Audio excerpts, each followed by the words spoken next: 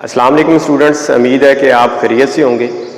आज हम नाहम बायोलॉजी का जो पहला चैप्टर है उसका नेक्स्ट टॉपिक स्टार्ट करते हैं और टॉपिक का नाम जो है वो हमारे पास कैरियर्स इन बायोलॉजी है। मतलब आप बायो पढ़ने के बाद कौन कौन से शोबों में जा सकते हैं। मतलब आप अपनी क्लास में देख लें कि कुछ बच्चे ऐसे होंगे जिन्होंने 9th क्लास में कंप्यूटर जो है उसको सिलेक्ट किया है और आप लोग अगर बायो के स्टूडेंट्स हैं तो आपने बायोलॉजी को सिलेक्ट किया है। अब कम से कम बायोलॉजी को सिलेक्ट करने के बाद या पहले आपको इतना पता होना चाहिए कि आप बायोलॉजी क्यों पढ़ना चाहते हैं। तो बायोलॉजी पढ़ने के बाद आप जिन जिन शोबों में एडमिशन ले सकते हैं उनकी लिस्ट तो बड़ी लंबी है, लेकिन आपके निसाब में चंद शोबे जो है वो शामिल किए गए। उनमें सबसे पहला जो शोबा है जिसको आज हमने डिस्कस करना है वो मेडिसिन और सर्जरी है। मेडिसिन और सर्जरी से क्या मुराद है? देखिए, आप खुदा ना खास्ता आपको कोई इशू होता है, आप डॉक्टर के पास जाते हैं, डॉक्टर जो है वो आपकी बीमारी को डायग्नोज करता है, वो ढूंढता है कि आपके जिस्म में मसला क्या है। फिर जब वो बीमारी आपकी डायग्नोज हो जाती है उसके अकॉर्डिंग वो मेडिसिन लिखता है, आप वो मेडिसिन लेते हैं और आप ठीक हो जाते हैं। तो कहने का मतलब ये है कि उस डॉक्टर ने किसी भी तरह की आपकी सर्जरी नहीं की, सिर्फ आपके मसले को डायग्नोज किया, आपको मेडिसिन दी, आप ठीक हो गए। लेकिन अब अगर आपको कोई मेजर और तरह का है, मेजर कोई मसला जो है वो किसी और तरह का है, आप किसी सर्जन के पास जाते हैं, वो आपके जिस्म में स्टडी करता है, डायग्नोज करता है कि मेजर जो है वो मसला क्या है। तो अगर कोई मसला आपके किडनी से रिलेट हो, अगर कोई मसला आपके जिस्म के किसी और हिस्से से रिलेट हो, जिसको रिपेयर करना जो है वो मकसूद हो, जिसको रिप्लेस करना जो है वो मकसूद हो, तो वो क्या करेगा? आपकी सर्जरी करेगा और सर्जरी करके वो डैमेज हिस्सा जो है उसको वो रिप्लेस कर देगा। जैसे जो किडनी ट्रांसप्लांट आपने पिछले साल टॉपिक पढ़ा था कि एक बंदा जिसका किडनी जो है वो डिजीज्ड हो, एक बंदा जिसका किडनी सही से काम ना कर रहा हो, तो एक जो डॉक्टर है, एक जो सर्जन है, वो क्या करता है? सर्जरी करके उस डैमेज हिस्से को रिप्लेस कर देता है हेल्दी हिस्से के साथ, हेल्दी किडनी के साथ। तो इसका मतलब ये हुआ कि ये मेडिसिन और सर्जरी एक ऐसा शोबा है जिसको पढ़ने के बाद आप डॉक्टर जो है वो बन सकते हैं। मतलब आपने जो है वो 9th में बायोलॉजी पढ़ी, आप जो है वो FSC अगर मेडिकल में कर लेते हैं और आपका जो स्कोर है मार्क्स का वो बहुत अच्छा रहता है, तो आपको इस शोबे में जो है वो एडमिशन मिल जाएगा और आप जो है उसके बाद मेडिसिन, तशखीस और मतलब सर्जरी जो है, आप जो तीनों जो है वो काम कर सकते हैं। तो अब इनको करने के लिए आपको जो डिग्री हासिल करनी पड़ती है उसका नाम जो है वो MBBS है। एक बात बड़ा ज़हन में रखिएगा कि आपकी बुक में जितने भी शोबे हैं, पहली जो 2-3 लाइनें हैं उनके अंदर उनकी डिस्क्रिप्शन लिखी हुई है और जो लास्ट लाइन आपकी बुक में लिखी है वो लिखी है when we adopt this profession, कि आप जिस भी कैरियर को पढ़ रहे हैं आप उस कैरियर को कब अडॉप्ट कर सकते हैं। मतलब कौन सा सब्जेक्ट पढ़ने के बाद या कौन सी क्लास के बाद आप उस शोबे में एडमिशन ले सकते हैं। तो मैं आपको बता देता हूं कि जो मेडिसिन और सर्जरी है ये मेडिसिन से रिलेट है, ये सर्जरी से रिलेट है। हमने ये भी देख लिया कि सर्जरी क्यों करनी पड़ती है, जिस्म के डैमेज हिस्से को रिमूव करने के लिए। या एक और एग्जांपल ले लें कि जब हमारे किडनी के अंदर स्टोन हो जाता है, स्टोन का साइज काफी बड़ा होता है, तो फिर सर्जरी करके उस स्टोन को रिमूव करना पड़ता है, तो उसके लिए भी सर्जरी की जाती है। तो अब ये डिग्री जो आप करेंगे, ये काम करने के लिए उस डिग्री का नाम MBBS है। और आप इस शोबे को कब अडॉप्ट कर सकते हैं? जब आपने बेटा अपनी हायर सेकेंडरी एजुकेशन मतलब FSC जो है आपने मेडिकल के साथ कंप्लीट कर ली, फिर आप इस शोबे में एडमिशन जो है वो ले सकते हैं। फिर बायोलॉजी पढ़ने के बाद जो अगला शोबा है वो फिशरीज है, बड़े टॉप का शोबा है। आने वाले वक्त में इस शोबे का बहुत ज्यादा जो है वो ट्रेंड होने वाला है। इसका ट्रेंड क्यों बढ़ेगा? फिशरीज सबसे पहले मैं बताता हूं होती क्या है। ये जो फिश प्रोडक्शन है, मछलियों की जो पैदावार है, ये वाला शोबा उसको इन्हांस करने की, उसको बढ़ाने की, उसको ज्यादा करने की जो है वो क्या करता है, कोशिश करता है। उसकी क्वालिटी को भी बेहतर करता है, उसकी क्वांटिटी को भी ज्यादा करता है। तो अब मैं आपको थोड़ा सा अगर कंपैरिजन कर दूं, अगर आप मार्केट में ब्रायलर का रेट देखें तो मेरा ख्याल है कि आज के दिन मेरा ख्याल है कि जो ब्रायलर का रेट है वो 650 को टच कर रहा होगा। और सीजन में जब सर्दियां होती हैं, आप अच्छी से अच्छी क्वालिटी की अगर मछली लेंगे तो वो भी आपको कम रेट पे मिल जाती है। मतलब नॉर्मल जो मछली है वो आपको 400 की रेंज में हर जगह पे अवेलेबल होती है पर केजी।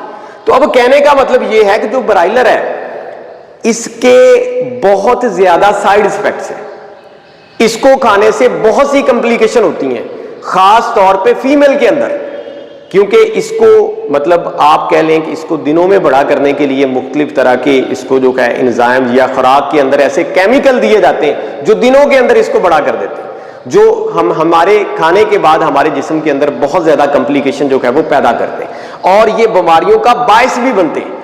तो ब्रायलर हमारे जिस्म के लिए, मैं ये हरगज नहीं कहता कि ये रिच सोर्स प्रोटीन का नहीं है, ये हमारे जिस्म को प्रोटीन भी देता है, लेकिन इसके साइड इफेक्ट भी हैं। लेकिन जो मछली है ये हमारे जिस्म को इसके बेनिफिट्स जो है एज कंपेयर टू ब्रायलर ये बहुत ज्यादा है। ये रिच सोर्स है विटामिन ए का, ये प्रोटीन का बेहतरीन सोर्स है। तो अब कहने का मतलब ये है कि ये कंपैरिजन किया जाए तो इसका रेट जो है वो मछली की निस्बत जो है वो बहुत ज्यादा है। और आपने कभी देखा होगा कि पोल्ट्री फार्म हर जगह पे हर गांव के अंदर मौजूद है, लेकिन फिश फार्म जो है इसका बड़ा फकदान है, इसकी बड़ी कमी है। तो अब हमारी जो गवर्नमेंट है इस पहलू की तरफ जो है वो बड़ी कह लें कि उनकी जो तवज्जो जो है वो हो चुकी है कि वो हर बड़े शहर में जो फिशरीज वाला एक पूरा डिपार्टमेंट है वो लॉन्च कर रही है।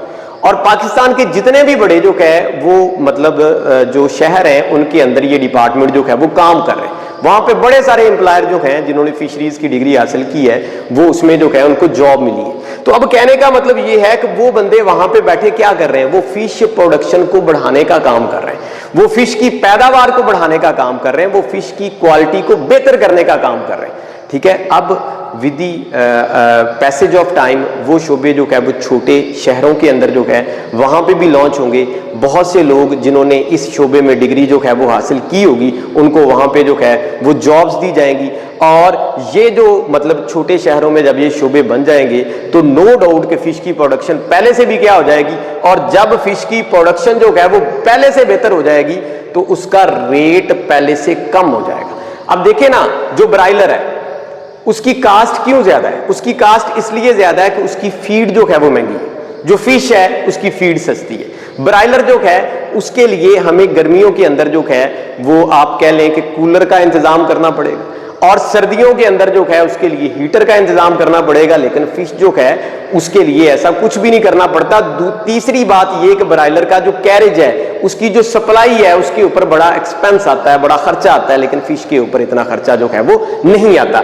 तो अब इसलिए हम आने वाले वक्त में जो फिशरीज वाला शोबा है ये बड़ा एडवांसमेंट का हमल होगा, इसमें बड़ी एडवांसमेंट आएगी। ये छोटे शहरों के अंदर भी इस शोबे को जो है वो लॉन्च किया जाएगा, और इसमें जितने भी लोग हैं, मैं फिर बता रहा हूं कि वो फिश की क्वालिटी और क्वांटिटी जो है उसको एनहांस करने की क्या करते हैं, कोशिश करते हैं। अब सवाल फिर वही है कि आपको पता होना चाहिए कि आप इस शोबे में कब एडमिशन ले सकते हैं। आप इस शोबे में एडमिशन ले सकते हैं बैचलर लेवल के बाद, आप इस शोबे में एडमिशन ले सकते हैं मास्टर लेवल के बाद।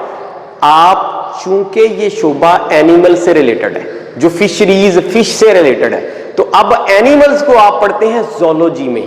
आपको पता है कि एफएससी तक आप बायोलॉजी पढ़ते हैं, बैचलर और मास्टर लेवल में जाके जो बायोलॉजी है उसको डिवाइड कर लिया जाता है, उसका एक शोबा ज़ूलॉजी अलहदा हो जाता है, बॉटनी जो है वो अलहदा हो जाता है। जब आपने ज़ूलॉजी पढ़ी हो तो चाहे वो बैचलर लेवल में पढ़ी है, चाहे आपने मास्टर लेवल में पढ़ी है, फिर आप इस शोबे के अंदर जा सकते हैं।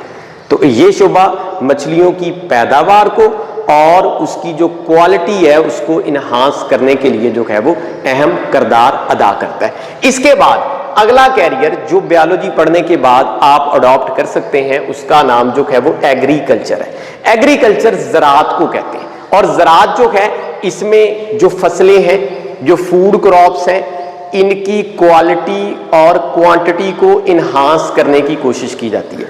इसमें जो डोमेस्टिक एनिमल हैं या आम एनिमल जो लोगों ने घरों में रखे हैं, इनकी बेहतरी के लिए काम किया जाता है। और जब हम फूड क्रॉप की बेहतरी के लिए काम करेंगे, जब हम डोमेस्टिक एनिमल की बेहतरी के लिए काम करेंगे, उस वक्त हमारे पास फूड की अवेलेबिलिटी ज्यादा हो जाएगी। अब देखें कि जो एग्रीकल्चर है, हमारे पास जितनी भी क्रॉप्स हैं, क्रॉप्स फसलों को कहते हैं, क्रॉप्स की बेहतरी के लिए काम किस तरह करता है कि ये हर फसल की नई वैरायटीज तैयार करता है।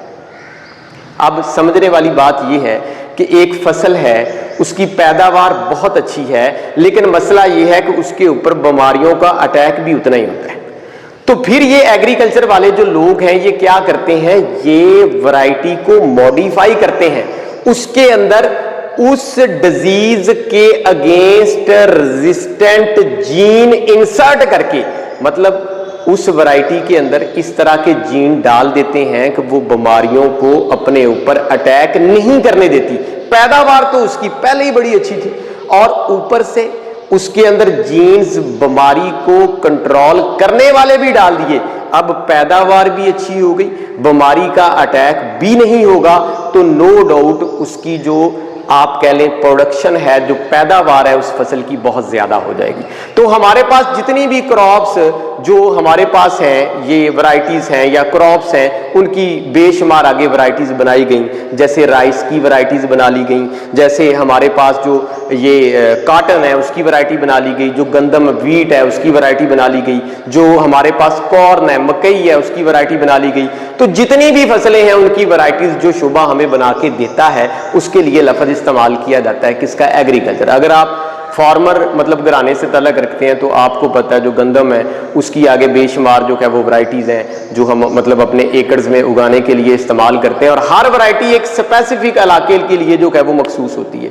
कुछ वैरायटीज, अब देखें वैरायटीज बनाने का ये भी फायदा होता है कि अगर एक इलाके में पानी की किल्लत है तो फिर हम उसी फसल की ऐसी वैरायटी तैयार कर लेंगे जो पानी की किल्लत में बेहतर तरीके से सर्वाइव कर सकती है। ठीक है, तो जैसे गंदम की बेशुमार ऐसी वैरायटीज हैं, अगर उनको एक दो दफा भी पानी दे दिया जाए, ठीक है, तो वो पूरी फसल जो है वो अपना प्रोडक्ट जो है बड़ी आसानी से तैयार कर देती है। तो कहने का मतलब फिर उन इलाकों में भी हम वो फसल उगा सकते हैं नई वैरायटी क्रिएट करके, जहां पे फसल का होना पानी की किल्लत की वजह से पॉसिबल ही नहीं था। तो ये काम हमें कौन करके देता है, एग्रीकल्चर। और जो हमारे मतलब एनिमल्स हैं इनकी बेहतरी के लिए, अब देखें कि हमारे पास जो कॉल्स हैं, गाय हैं, अगर आप देखें तो वो मतलब कुछ गाय ऐसी हैं जो एक दिन में बहुत कम उनकी मिल्क की प्रोडक्शन है, हमने उसके जीन्स को चेंज करके नई वैरायटीज बना ली जो एक दिन में उससे कोई 10 गुना ज्यादा मिल्क पैदा कर रही हैं। तो कहने का मतलब ये है कि जब ये एग्रीकल्चर जो है ये नई वैरायटीज बनाएगा तो अवेलेबिलिटी ऑफ फूड जो है वो क्या हो जाएगा, ज्यादा हो जाएगा। जितनी तेजी से हमारी आबादी बढ़ती जा रही है, इंसानों की आबादी बढ़ती जा रही है, बढ़ती हुई आबादी की रिक्वायरमेंट को पूरा करने के लिए हमें एग्रीकल्चर के जरिए क्रॉप्स की और एनिमल्स की नई वैरायटीज बनानी पड़ेंगी ताकि वो कम वक्त में हमें ज्यादा फायदा, कम वक्त में ज्यादा खुराक पैदा करके दे सकें। इस शोबे को हम क्या कहते हैं, एग्रीकल्चर। और आप इस शोबे को कब अडॉप्ट कर सकते हैं, जब बेटा आपने अपनी एफएससी जो है हायर सेकेंडरी एजुकेशन जो है वो मेडिकल के साथ, बायो के साथ कंप्लीट कर ली हो, फिर आप इस शोबे में दाखला ले सकते हैं। और पाकिस्तान के अंदर बहुत सी यूनिवर्सिटीज ऐसी हैं जो इन कोर्सेज को ऑफर कर रही हैं कि आप वहां पे जाके इसमें एडमिशन जो है वो ले सकते हैं। फिर इसके बाद हमारे पास एनिमल हस्बेंड्री एक बड़ा टॉप का शोबा है। ये जो है वो रिलेट करता है एनिमल्स की केयर के साथ और एनिमल की ब्रीडिंग के साथ। केयर और ब्रीडिंग से क्या मुराद है कि मुख्तलिफ जानदार उनको किस तरह से सरवाइव करवाना है, किस तरह से रखना है, किस तरह उनकी हिफाजत करनी है, उनको इन डेंजर नहीं होने देना, उसको इस दुनिया से खत्म नहीं होने देना, ठीक है, उसके बारे में सिखाता है। और ये जानदारों की ब्रीडिंग करवाता है, बल्कि ये एक ही स्पीशी की मुख्तलिफ वैरायटीज की भी ब्रीडिंग करवाता है ताकि अगली नस्ल में डिजायरेबल कैरेक्टरिस्टिक्स जो है वो पैदा हो सके। अगर आपको मेरी बात की समझ आ रही तो मैं मजीद आसान कर देता हूं कि मैं आपको कहता हूं कि आपने देखा होगा कि आजकल शौकिया तौर पे लोगों ने घर के अंदर बहुत से एनिमल्स रखे हैं। खास तौर पे आपने वो वाइट कलर वाली कैट जो है वो देखी होगी, या इसके अलावा कुछ पेट्स देखे होंगे, परिंदे आपने देखे हैं, आपने मुख्तलिफ रंगों के पैरट्स देखे हैं।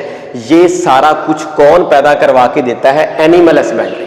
अब किया क्या जाता है कि इसमें कोई भी हमारे पास जानवर है, एनिमल है, उसकी मुख्तलिफ वैरायटीज की आपस में ब्रीडिंग करवाई जाती है ताकि अगली नस्ल में जो करैक्टर हैं वो बेहतरीन चले जाएं। और जो बेहतरीन करैक्टर वाला जानवर होता है उसका जो आप कह लें दाम है, उसकी जो वैल्यू है, उसकी जो कीमत है, फिर वो अपनी मर्जी की वसूल की जा सकती है। इस शोबे को हम क्या कहते हैं? Animal husbandry. और हम इस शोबे में कब एडमिशन ले सकते हैं? हम इस शोबे में एडमिशन ले सकते हैं आफ्टर हायर सेकेंडरी एजुकेशन। मतलब अगर आपने अपनी एफएससी बायो के साथ कंप्लीट की है, आप इस शोबे में एडमिशन जो है वो ले सकते हैं। तो आज हमने 4 शोबे जो है वो डिस्कस किए हैं, मेडिसिन और सर्जरी, आगे फिशरीज वाला, एग्रीकल्चर और उसके बाद एनिमल हस्बेंड्री। उम्मीद है आपको ये लेक्चर जो है वो समझ आ गया होगा। इंशाल्लाह नेक्स्ट लेक्चर में आगे जो 4 शोबे रहते हैं हम उनको डिस्कस करेंगे। थैंक यू जी, अल्लाह हाफिज़।